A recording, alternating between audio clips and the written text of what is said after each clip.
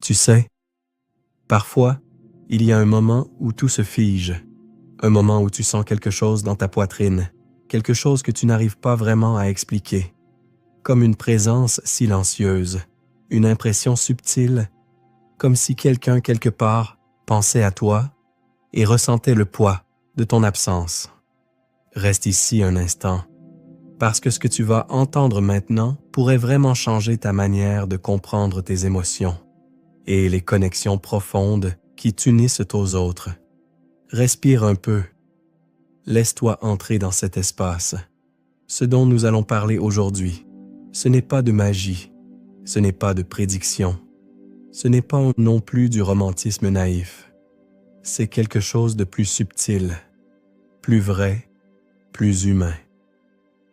C'est un voyage dans ce que Carl Jung appelle la psychologie des profondeurs, là où l'inconscient murmure, là où les émotions qui ne trouvent pas de mots deviennent des signes, des échos, des vibrations. Si tu restes avec moi, tu vas comprendre non seulement comment savoir si quelqu'un pense à toi, mais surtout ce que ton monde intérieur essaie de te dire à travers ce ressenti. Imagine un instant, tu es en silence, peut-être chez toi, peut-être dans un café, peut-être juste en train de faire défiler ton téléphone sans vraiment réfléchir. Et soudain, le visage d'une personne apparaît dans ton esprit. Pas parce que tu as vu quelque chose qui te l'a rappelé, pas parce que tu pensais à elle avant, non. C'est comme si ce visage s'était invité tout seul dans ta conscience. Tu as déjà vécu ça, n'est-ce pas? Ce moment étrange où tu sens comme une connexion, où tu sens que quelque chose se passe. Même si tu ne sais pas quoi, même si ça te dépasse. Jung appelait cela la synchronicité, une rencontre entre ton monde intérieur et quelque chose qui se passe à l'extérieur, sans logique apparente, un pont invisible entre deux âmes, entre deux inconscients, entre deux réalités qui, pour une raison mystérieuse, se répondent. Mais avant d'aller plus loin, pose-toi une vraie question: qu'est-ce que tu fais quand ça t'arrive? Tu ignores ce ressenti en te disant que c'est juste ton imagination. Ou tu fais pause et tu te demandes: pourquoi cette pensée vient-elle maintenant? Qu'est-ce que mon inconscient essaie de me dire? Parce que tu vois, Jung expliquait que l'inconscient n'est jamais silencieux. Il n'est jamais passif. Il observe, il ressent, il capte, même quand ton esprit logique ne comprend pas. Et l'une des choses les plus fascinantes, c'est que lorsque quelqu'un pense à toi, lorsque quelqu'un ressent ton absence, ton inconscient peut le percevoir, pas avec des mots, pas avec des images, mais avec ce genre de sensation, ce vide subtil, cette pression douce dans la poitrine, cette pensée spontanée qui semble venir de nulle part. Alors maintenant, dis-moi intérieurement, es-tu prêt à écouter ces signes au lieu de les ignorer? Parce que ce que tu ressens n'est peut-être pas simplement une pensée, c'est peut-être une connexion. Pense un instant à ta vie récente. Combien de fois as-tu senti quelque chose sans comprendre pourquoi? Un malaise léger, une nostalgie, un élan d'attachement, une intuition soudaine. Parfois c'est doux, parfois c'est perturbant. Et pourtant, tu sens que ce n'est pas juste toi.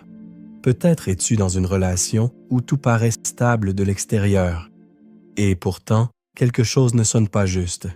Ou peut-être quelqu'un que tu croyais avoir oublié continue d'apparaître dans tes pensées, comme un écho qui refuse de se dissiper. Comme si cette personne laissait encore une empreinte subtile dans ton monde intérieur. Jung disait, l'inconscient ne ment jamais. Et il ne se cache pas. Il te parle en symboles, en émotions, en sensations. Il te parle à travers ces pensées soudaines que tu ne comprends pas, à travers ces rêves étranges, à travers ces synchronicités qui te suivent partout. Et tu sais quoi? Quand quelqu'un pense à toi, quand quelqu'un ressent quelque chose pour toi, même dans le silence, Cela peut créer une vague émotionnelle que tu perçois sans savoir d'où elle vient. Ce n'est pas de la magie, c'est le langage de l'âme. Fais quelque chose avec moi maintenant.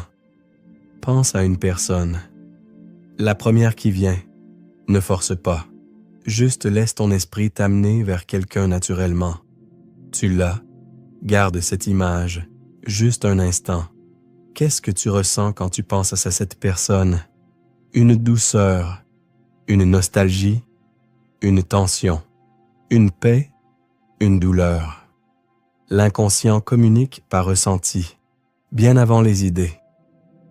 Si tu veux savoir si quelqu'un pense à toi, commence par écouter ce que toi, tu ressens quand sa présence se glisse dans ton esprit. Parce que, selon Jung, nous sommes tous des antennes émotionnelles. Nous captons les vibrations des autres, même à distance, même dans le silence. Et si ton esprit t'amène vers quelqu'un sans raison apparente, ce n'est peut-être pas un souvenir, c'est peut-être un lien. Mais attention, il y a quelque chose d'important à comprendre. Ce n'est pas parce que tu ressens quelqu'un que cette personne doit revenir dans ta vie. Tu peux sentir la pensée de quelqu'un qui t'a blessé. Tu peux sentir le manque d'une personne qui t'a quitté. Tu peux sentir la nostalgie de quelqu'un qui ne t'a pas respecté. Et pourtant, le lien émotionnel existe toujours. Ce n'est pas parce qu'un lien existe qu'il est sain. Ce n'est pas parce qu'une personne pense à toi qu'elle mérite ton énergie, ta présence ou ton cœur. Tu vois, Jung parlait de l'ombre. Cette partie de toi qui porte les blessures, les peurs, les traumatismes non guéris. Quand une personne qui t'a marqué en bien ou en mal pense à toi, ton ombre peut réagir. Tu peux sentir son énergie parce qu'elle touche quelque chose en toi qui n'est pas encore apaisé. Alors pose-toi une vraie question. Si cette personne pense à moi, est-ce que je la veux vraiment dans ma vie? Ou est-ce une partie blessée de moi qui réagit parce que ta paix intérieure est sacrée? Et même si quelqu'un t'appelle en silence, cela ne signifie pas que tu dois répondre. Et maintenant, parlons de la projection. Parce que parfois, vraiment parfois, tu crois que quelqu'un pense à toi, alors qu'en réalité, c'est toi qui projettes ton désir sur cette personne. Et comment savoir la différence? Écoute ton corps. Quand c'est une projection, tu sens de la peur, de l'attente, du manque, du besoin. Quand c'est réel, tu sens quelque chose de calme, de silencieux, presque neutre, comme une présence intérieure sans agitation. C'est là que tu reconnais la vérité. Ton inconscient n'a pas besoin de forcer. Il n'a pas besoin de te paniquer. Il t'informe doucement. Regarde maintenant les signes, les motifs, les répétitions. Parce que quand quelqu'un pense à toi, la vie crée des échos. Tu entends son prénom, tu vois quelque chose qui lui est lié.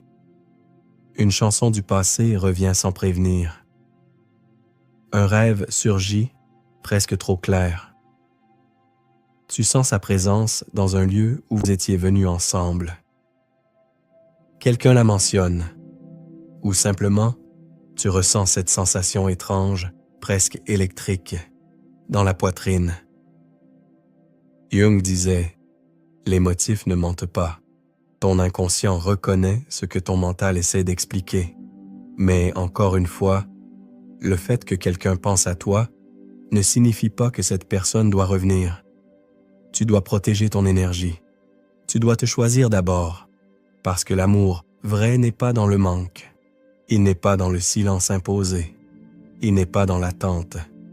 L'amour vrai se manifeste. Il agit.